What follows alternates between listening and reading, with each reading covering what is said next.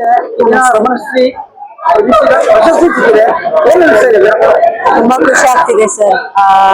ಅಖಿಲ ಭಾರತ ಶರಣ ಸಾಹಿತ್ಯ ಪರಿಷತ್ತು ಹಾಗೂ ರಮಣಶ್ರೀ ಪ್ರತಿಷ್ಠಾನದವರಿಗೆ ನನ್ನ ಹೃತ್ಪೂರ್ವಕವಾದ ಧನ್ಯವಾದಗಳು. ಅವರಿಗೆ ನಾನು ಸದಾ ಚಿರಋಣಿಯಾಗಿರ್ತೇನೆ. ನಿಮಗೆ ಯಾವ ಕ್ಷೇತ್ರದಲ್ಲಿ ಬಂದಿದೆ?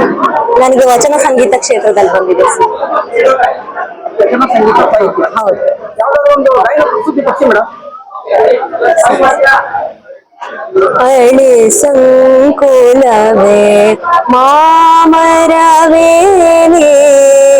ಅಳಿ ಸಂಕುಲವೇ ಮಾಮರವೇನೆ, ಬೆಳದಿಂಗಳೇ ಕೋಗಿಲೆ, ಬೆಳದಿಂಗಳೇ ಕೋಗಿಲೆ, ಅಳಿ ಸಂಕುಲವೇ ಮಾಮರವೇನೆ, ನಿಮ್ಮನೆಲ್ಲರನು ಒಂದು ಬೇಡುವೆ, ನಿಮ್ಮನೆಲ್ಲರನು ಒಂದು ಬೇಡುವೆ, ಎನ್ನೊಡೆಯ ಚನ್ನ ಮಲ್ಲಿಕಾರ್ಜುನ, ಎನ್ನೊಡೆಯ ಚನ್ನ ಮಲ್ಲಿಕಾರ್ಜುನ, ದೇವರು ಕಂಡರೆ ನನಗೆ ತೋರಿರೆ, ಅಳಿ ಸಂಕುಲವೇ ಮಾಮರವೇನೆ, ಅಳಿ ಸಂಕುಲವೇ, ಅಳಿ ಸಂಕುಲವೇ, ಅಳಿ ಸಂಕುಲವೇ ಮಾಮರವೇನೆ. ಪ್ರಶಸ್ತಿ ತಗೊಂಡಿರಾ, ನಿಮ್ಮ ತಂದೆ ತಾಯಿ ನಿಮ್ಮ ಪೇರೆಂಟ್ಸ್ ಏನಕ್ಕೆ ಇಷ್ಟಪಡ್ತೀರಾ? ನನ್ನ ಪೇರೆಂಟ್ಸಿಗೆ ಯಾವಾಗ್ಲೂ ಚಿರಋಣಿ ಆಗಿರ್ತೀನಿ. ಚಿಕ್ಕವಳಿದ್ದಾಗಿಂದನೂ ನನಗೆ ಸಪೋರ್ಟ್ ಮಾಡ್ಕೊಂಡು ಬಂದಿದ್ದಾರೆ, ಎಲ್ಲ ಪ್ರೋಗ್ರಾಮಿಗೆ ಕರ್ಕೊಂಡು ಹೋಗ್ತಿದ್ದಾರೆ, ಸಂಗೀತವನ್ನ ಕಲಿಸಿದ್ದಾರೆ, ನನ್ನ ಕಲೆಗೆ ಪ್ರೋತ್ಸಾಹ ನೀಡಿದ್ದಾರೆ. ಅವ್ರಿಗೆ ಯಾವಾಗ್ಲೂ ಚಿರಋಣಿ ಆಗಿರ್ತೀನಿ. ನಿಮ್ಮ ಸ್ನೇಹಿತರಿಗೆ ಬಂಧು ಬಳಗ ಏನ್ ಹೇಳ್ತೀರಾ? ನನ್ನ ಬಂಧು ಬಳಗ ಸ್ನೇಹಿತರು ಎಲ್ಲರೂ ಸಹಿತ ನನ್ನ ಕಲೆಗೆ ಯಾವಾಗ್ಲೂ ಪ್ರೋತ್ಸಾಹ ಕೊಟ್ಟಿದ್ದಾರೆ. ಅವರಿಗೂ ಕೂಡ ನಾನು ಥ್ಯಾಂಕ್ಸ್ ಹೇಳಕ್ ಇಷ್ಟಪಡ್ತೀನಿ. ಅವರಿಗೂ ಥ್ಯಾಂಕ್ ಯು. ಈ ಪ್ರತಿಭೆಯನ್ನ ಗುರುತಿಸೋದು ತುಂಬಾ ಕಡಿಮೆ, ಎಲ್ಲರೂ ಗುರುತಿಸಲ್ಲ. ಈ ಒಂದು ಕಲೆಯನ್ನ ಗುರುತಿಸಿ ನಮ್ಗೆ ಪ್ರಶಸ್ತಿಯನ್ನ ನೀಡಿದ್ದಕ್ಕೆ ಅವ್ರಿಗೂ ಕೂಡ ನಾನು ಧನ್ಯವಾದಗಳನ್ನ ತಿಳಿಸ್ತೀನಿ.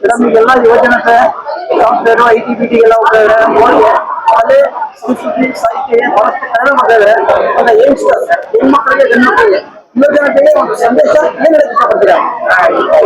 ಯುವ ಜನತೆಗೆ ಹೇಳ್ಬೇಕು ಅಂತಂದ್ರೆ ಎಲ್ಲರೂ ವಚನ ಸಂಗೀತನ ಬೆಳೆಸ್ಬೇಕು.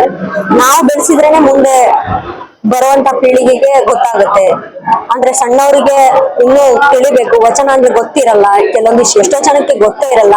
ಸಣ್ಣ ವಯಸ್ಸಿದ್ದಾಗಿಂದಾನೇ ಅವ್ರಿಗೆ ವಚನಗಳನ್ನ ಕಲಿಸಿ ಅದನ್ನ ಅವ್ರಿಗೂ ಸ್ವಲ್ಪ ಹೇಳ್ಕೊಟ್ರೆ, ಸಂಗೀತವನ್ನ ಕಲ್ಸ್ಕೊಟ್ರೆ ಯುವ ಪೀಳಿಗೆಗೆ ಅದನ್ನೇ ಹೇಳಕ್ ಇಷ್ಟಪಡ್ತೀನಿ. ಎಲ್ರು ಕಲೀರಿ ಸಂಗೀತವನ್ನ. ನಿಮ್ ಫ್ರೀ ಇದ್ದಾಗ, ಫ್ರೀ ಟೈಮ್ ಅಲ್ಲಿ ಕಲೀರಿ. ನಿಮ್ಗೆ ಒಳ್ಳೆ ಅಭ್ಯಾಸದಲ್ಲಿ ಕೂಡ ಅದು ತುಂಬಾನೇ ಶಕ್ತಿ ಕೊಡುತ್ತೆ. ಅಭ್ಯಾಸ ಮಾಡುವಾಗ, ಪರೀಕ್ಷೆ ಬರುವಾಗ ಜ್ಞಾಪಕ ಶಕ್ತಿ ಹೆಚ್ಚಾಗುತ್ತೆ. ಸಂಗೀತವನ್ನ ಕಲೀರಿ ಅಂತ ಹೇಳಕ್ ಇಷ್ಟ.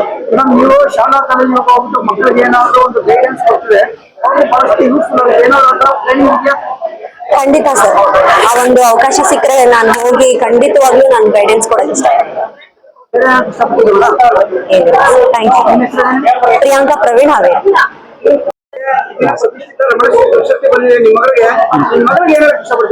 ಬಹಳ ಖುಷಿ ಆಗಿದೆ ಸರ್.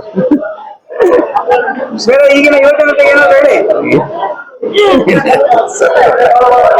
ಈಗ ನಿಮ್ಮ ಮಗಳಿಗೆ ಒಳ್ಳೆ ಪ್ರಶಸ್ತಿ ಬಂದಿದೆ, ನಿಮ್ ಮಗಳು ಸಂತೋಷ ಪಟ್ಟಿದ್ದಾರೆ, ನಿಮ್ ಯಜಮಾನರು ಸಂತೋಷ ಪಟ್ಟಿದ್ದಾರೆ, ನಿಮ್ಗೆ ಏನ್ ಅನ್ಸದೆ ಮೇಡಮ್? ನನಗೂ ಬಹಳ ಸಂತೋಷ ಆಗಿದೆ ಸರ್. ಚಿಕ್ಕ ವಯಸ್ಸಿಂದ ಸಂಗೀತದಲ್ಲಿ ಇಂಟ್ರೆಸ್ಟ್ ಬಹಳ ಐತ್ರಿ. ಅಷ್ಟು ದೊಡ್ಡ ವೇದಿಕೆ ನಮ್ಗೆ ನಿಮ್ಮ ಮಗಳು ವೇದಿಕೆಯಲ್ಲಿ ಪ್ರಶಸ್ತಿ ತಗೊಳ್ತಾ ಇದೆ, ನಿಮ್ಗೆ ಯಾವ ತರ ಫೀಲಿಂಗ್ ಇತ್ತು? ತುಂಬಾ ಸಂತೋಷ ಆಯ್ತು ಸರ್. ನೀವು ಬಹಳಷ್ಟು ಪ್ರಶಸ್ತಿ ನಾವೇನು ತಗೊಂಡಿಲ್ಲ, ಆದ್ರೆ ಮಗಳು ತಗೋಬೇಕಂತ ಹೇಳಿ ತುಂಬಾ ಆಸೆ ಐತಿ. ನಿಮ್ಮ ಮಗಳು ನೀವು ಎಲ್ಲ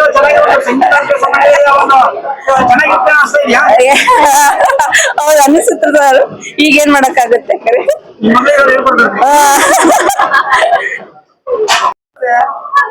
ಪ್ರತಿಷ್ಠಿತ ರಮಣಶ್ರೀ ಹೋಟೆಲ್ ಪ್ರಶಸ್ತಿ ಸಿಕ್ಕಿದೆ, ಏನ್ ಹೇಳಕ್ ಇಷ್ಟಪಡ್ತೀರಾ ಮೇಡಮ್? ತುಂಬಾ ಖುಷಿ ಆಯ್ತು. ನಮ್ಮ ಊರಿನ ಹುಡುಗಿ ಇವಳು, ನಮಗೆ ಮೊಮ್ಮಗಳಿದ್ದಂಗೆ ಇವಳು. ನಮ್ಮ ಎಲ್ಲ ಊರಿನವ್ರಿಗೆ ನಮ್ ಬೇಟ್ ಬಿಡದವ್ರಿಗಂತೂ ಬಹಳ ಖುಷಿ. ಪ್ರಿಯಾಂಕಾ ಇದು ತಗೊಂಡ್ ಅದ್ ನೋಡ್ಲಿಕ್ಕೆ ಅಂತ ನಾ ಅಲ್ಲಿಂದ ಇಲ್ಲಿವರೆಗೆ ಬಂದಿದ್ದೀನಿ. ಬಹಳ ಖುಷಿ. ನಮ್ ಕಂಬಾರಸ್ ಅವ್ರು ಬಂದಾರ, ಎಲ್ರು ಬಂದ. ನಮ್ ತಮ್ಮ ಇದಕ್ಕ ಮೂಲ ಇದು ನಮ್ ಸೋಮಶೇಖರ್ ಗಾಂಜಿಯವರು. ಅದೆಲ್ಲ ಅವ್ರಿಗೆ ಎಲ್ಲರೂ ಸಲ್ಲಿಸುವಂತೆ ನಮ್ ಖುಷಿ ಆಗ್ತದೆ. ನಮ್ ಹುಡುಗಿ ಪ್ರಿಯಾಂಕಾ ಕಾವೇರಿ ಅವರಿಗೆ ಒಂದು ಒಳ್ಳೆ ಪ್ರಶಸ್ತಿ ಸಿಕ್ಕಿದೆ. ಆಶೀರ್ವಾದ ಜೊತೆ ಏನ್ ಹೇಳಕ್ ಇಷ್ಟಪಡ್ತೀರಾ ಸರ್? ಪ್ರಿಯಾಂಕಾ ಅಂತಂದ್ರೆ ನಮ್ಗೆ 20-25 ವರ್ಷದಿಂದ ನಮಗೆ ಪರಿಚಿತ. ಮತ್ತು ಒಂದು ಆದರ್ಶ ವಿದ್ಯಾರ್ಥಿನಿಯಾಗಿ ಮಾಡಿದಂಥವಳು ಆಮೇಲೆ ಇವರು ಸಂಗೀತ ಬಹಳ ಆಸಕ್ತಿ. ಅದ್ರ ಜೊತೆಗೆ ಇವರು ತಂದೆ ತಾಯಿಗೂ ಕೂಡ ಅದಕ್ಕೆ ಸಹಕಾರ ಕೊಟ್ಟು ಬಹಳ ಅದು ಸಂಗೀತದೊಳಗೆ ಇದು ಮಾಡಿದ್ರು.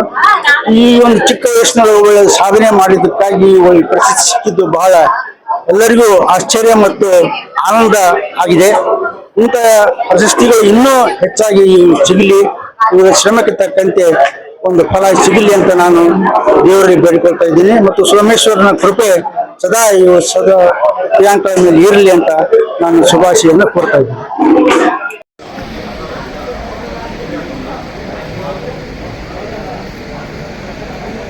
ಪುಟ ಇಲ್ಲಿ ನೋಡು, ನೀನು ಇಲ್ಲಿ ನೋಡು, ಇಲ್ಲಿ ಕ್ಯಾಮ್ರಾ ನೋಡು, ನಗ ಸ್ವಲ್ಪ ಸ್ಮೈಲ್ ಮಾಡು. ಯಾಕೆ ಸ್ಮೈಲ್ ಮಾಡಲ್ಲ ನೀನು?